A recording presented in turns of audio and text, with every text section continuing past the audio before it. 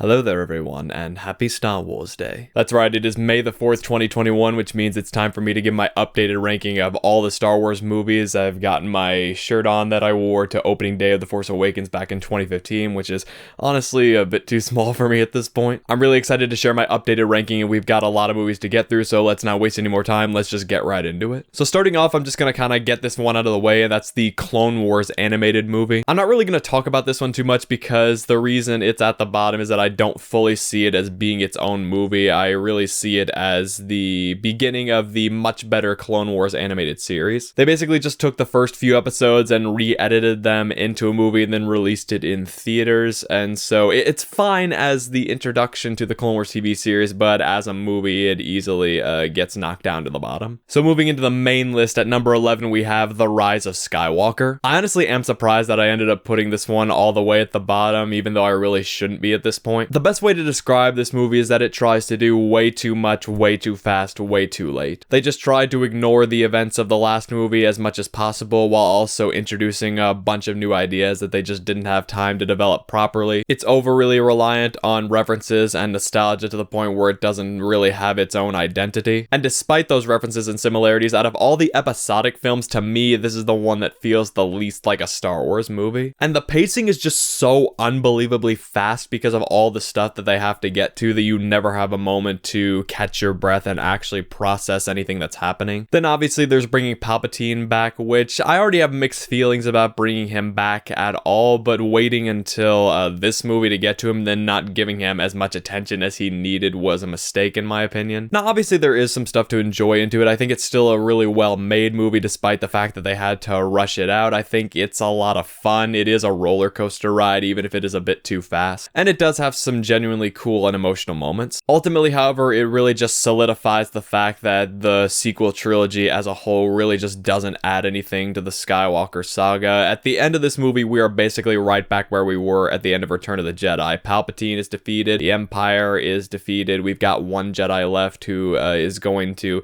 supposedly rebuild the Jedi Order, and they're also going to be rebuild the New Republic. So for all these reasons, I've just come to accept that Rise of the Skywalker is in last place for me. Then at number 10, we have The Phantom Menace. Now, I'll be honest, I actually have more of a desire to rewatch these movies than some of the ones that are a little higher on the list, especially if I was watching it alongside the other prequels. At the same time, it is kind of the most dull Star Wars movie in terms of its execution. Like, the first 40 minutes especially really just don't work for me that well because they're hitting all the right check boxes. It's perfect on paper, but they don't really take their time with these things in a meaningful way. They don't really carry a lot of weight. There's not really a whole lot of emotion behind it. I think a lot of the criticism for the wooden acting and the lack of energy in the prequel trilogy mostly applies to The Phantom Menace, at least in comparison to the next two movies. There's still a lot I like. I like Qui-Gon Jinn. I like his relationship with Anakin Skywalker when they meet. I like seeing Palpatine's machinations and the fall of the Jedi Order. And I appreciate its place in the overall saga, like being the calm before the storm and showing just how far things come later down the line, but it's still not the strongest out of the bunch, even if I do prefer it a little more over some of the others. At number 9, we have The Last Jedi. Again, one that I used to have a little higher on my list, and I've actually defended this movie to the death in the past. But as time has gone on and I've just thought about it and heard what other people have to say, I've come to accept that it's just not as good as I thought it was. Again, a lot of my disappointment just has to do with the direction of the sequel trilogy overall, but Last Jedi in particular, like, really just takes it to another level. Because the last time we saw Luke, he had just helped redeem his father and save the galaxy, and everything ended on a high note. And then the next time we see him, he is living on this island and he's a grumpy old hermit, and he has basically given up on the fight, even, you know, leaving his friends and family to fend for themselves. And we just don't actually get to see enough of that material in between the movies that would really justify this and kind of do it in a way that works. And as for the movie in general, it's just so focused on subverting expectations and doing things in a way that we didn't expect that it kind of ends up canceling out The Force Awakens because, you know, it immediately addresses some of the mysteries that one set up. Ian says they either don't matter or it resolves them right away, to the point where it kind of leaves the next movie as a blank slate, which if this had been the first movie of the trilogy, that would have been fine, but doing it this late kind of puts the next filmmaker in a tricky position. I do still have to appreciate it for what it is, that Rian Johnson just had his own vision and fully went for it, and it is still a really well-made movie. So it's one that I can watch and and appreciate on some level. It's just not as good as I thought it was. At number 8, we have Solo, a Star Wars story. Now, I actually enjoyed this one in theaters a lot more than I expected because I had just really managed my expectations going in, so it actually surprised me a little bit. And it really doesn't do anything offensively bad. It just doesn't do anything that's like really, really great either. It's a perfectly fun and watchable movie, and it's nice getting to see a different side of Han Solo, adding a little bit to his story, knowing where he comes from. At the same time, I feel that this is a story that, really could have been told over the course of several years. In fact, I think that was actually the original plan, but now a lot of Han's backstory is confined to a few days, so some of the moments don't work quite as well as they could have. And this is something you're going to hear from me a lot. I like my Star Wars movies to look good. I like them to have some color, and this movie is just, way too dark at times. I felt that they, needed to brighten the overall picture so that I could actually see what was going on at certain moments. So yeah, pretty good and watchable film that I can enjoy and appreciate certain things that it does, but it doesn't add a lot of really great stuff either. At number 7, we have Rogue One, a Star Wars story. Out of all the Disney Star Wars movies, this is the one that I never loved right from the get-go, and then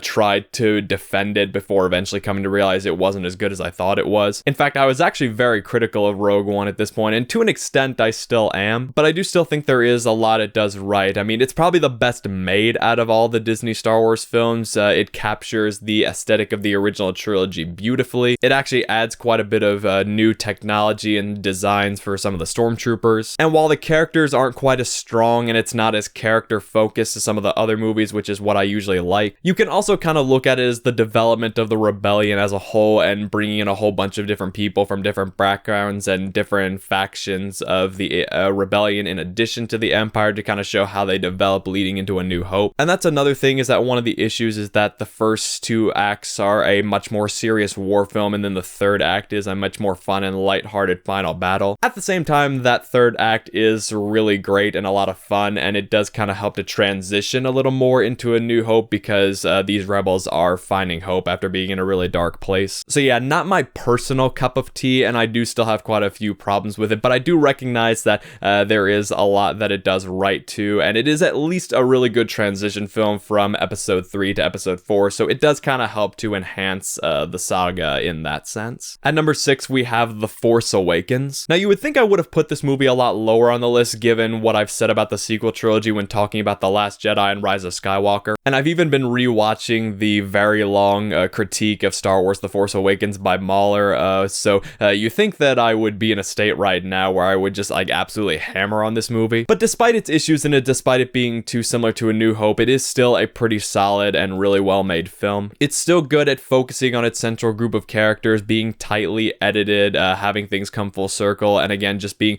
really well made so it's easy to get emotionally invested at times. Then again, as I've said, I am just, not a huge fan of the direction they decided to take the sequel trilogy in general. I feel that they kind of hit the reset button and went right back to A New Hope for the sake of making a new Star Wars movie and capturing the magic of the originals, regardless of whether it made sense in universe. That kind of limited the potential of the story going forward, and I think the best way to describe it, which they kind of go to in that critique that I mentioned, is that a lot of the plot events are the same, like beat for beat as A New Hope, but the context is different, so it leads to a lot of moments that just don't make a lot of sense. But still, it does have a lot of things that we had wanted to see in a Star Wars movie for a long time, like in terms of the performances, the energy, the filmmaking, and all that stuff, and it does bring up a lot of really interesting ideas, even if they weren't carried to their highest potential. So at least in that sense, it still is a well-made and enjoyable movie. At number 5, we have Attack of the Clones. This used to automatically be at the bottom of all my rankings when I was talking about the Star Wars films. It used to be my least favorite Star Wars film, and I will admit that out of all the movies on this list, this one is based the most on my personal preference for watching it, and rather than an objective analysis, because I have come to really appreciate the prequels over time. I like some of the unique things they bring to the Star Wars franchise. I like the overall story of them especially, and I like how they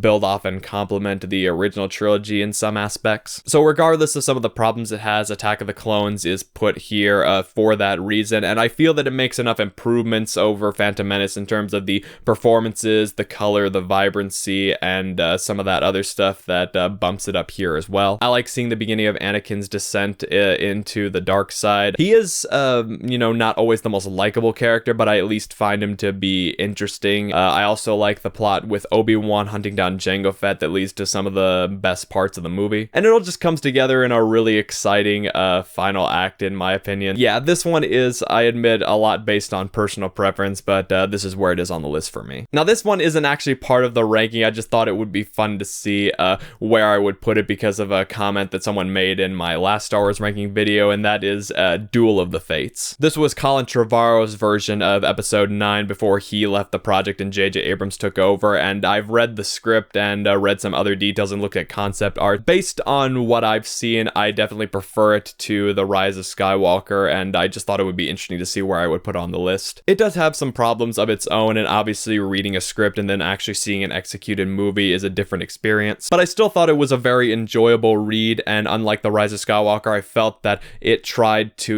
be a sequel to The Last Jedi and try to make this trilogy as cohesive as possible. Like, Trevorrow's script brings up things from The Force Awakens that even Rise of Skywalker didn't acknowledge, which is weird since J.J. Abrams came back to write and direct that one. And it also tried to, be a cap to the Star Wars saga as a whole, not even just the movies, but some themes that were addressed in the TV shows as well. So again, this isn't technically part of the ranking. I just thought it would be interesting to see where I would place it among the other movies, just based on my own personal opinion of it. Moving on to number 4, we have Revenge of the Sith. This movie will always hold a special place in my heart because it was without a doubt my favorite Star Wars movie for the longest time when I was a kid. I just remember absolutely loving it, especially the first time I watched it. And even now, I do still think that it's the best of the prequel trilogy. They had really refined a lot of the digital technology while also adding a touch more practicality to it, so the visuals were starting to line up with the originals. I really like a lot of the characters, and I find Anakin's story to be really interesting. They really take advantage of the slow and purposeful pacing to